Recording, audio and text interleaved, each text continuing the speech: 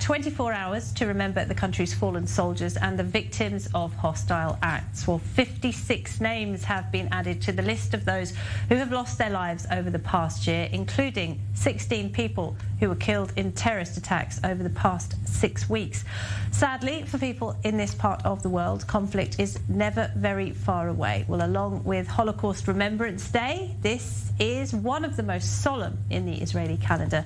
And to talk about it, I'm joined by two of Israel's most renowned journalists. The award-winning journalist Ron Ben Yishai has covered, and this is not an exhaustive list, the 1982 war in Lebanon, the Soviet-Afghan war, the war in Yugoslavia, and most recently was in Ukraine. Good evening to you. Good evening. Thank you for being with us. And he's now a commentator at Ynet. I'm also joined by Amir Oren. I understand you've covered Israel's Yom Kippur war. You also covered the war of attrition, and you're now a writer and contributor at Haaretz newspaper. So good evening to you. Welcome to you both. So today, Ron, Israel gets a really painful reminder, doesn't it, of the cost of living in this land. So many soldiers, so many civilians have lost their lives. What comes to your mind on this very solemn occasion? First of all, my father, who was killed in 48 in the war of so-called War of Independence. He accompanied he protected the convoy to Jerusalem, besieged Jerusalem, and he was killed on the way to Jerusalem. And second, what comes secondly to my mind is my friend, my best friend and neighbor from Ramat Gan, Yossi, and my the member of my class in the cadet school, Yossi Kaplan, who was killed in the war of attrition on the Jordan. This is what is coming to my mind. People that are not anymore with us. Yeah, may their memories be a blessing. And Amir, what about you? What do you think of today on this solemn occasion? Well, you know, people of certain age who came up through the ranks of either the military or journalism, and Ron here did both. He's too modest, but his record is really unsurpassed.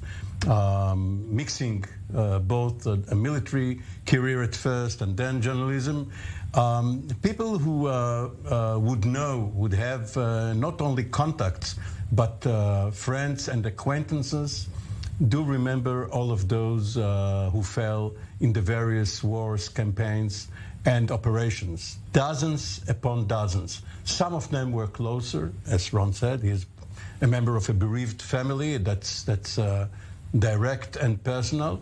But we journalists, combat correspondents, who operated behind the lines on certain occasions and covered the real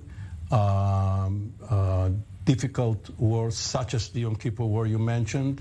We have seen friends who were battalion commanders, officers and men, people in the reserves with families, people we have known for years, or even for days when we accompanied them on occasion. And Ron here got a medal for bravery, for helping to take care and defend.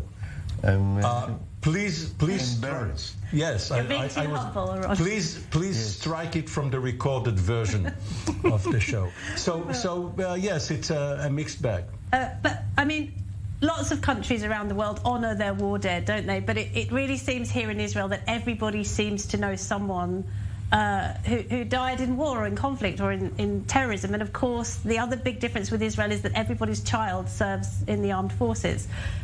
Not everybody's child. No, unfortunately, not everybody's child.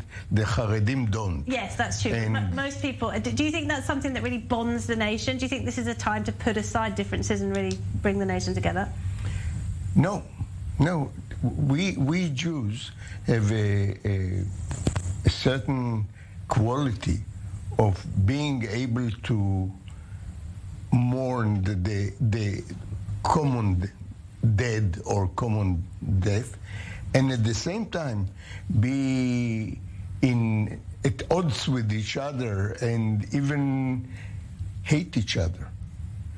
But when really push comes to shove, we get united. And I think you're right that the dead that we left behind are sort of a cement, which means we are very careful not to spoil what they died for.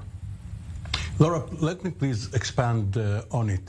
There was a time when a unity of national purpose was really the guiding light in Israel.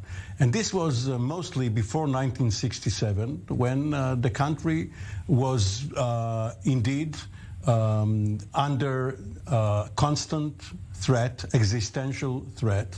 But it is no longer the case, and the political divisions are real. There is no need to try and paper over them, even for a day.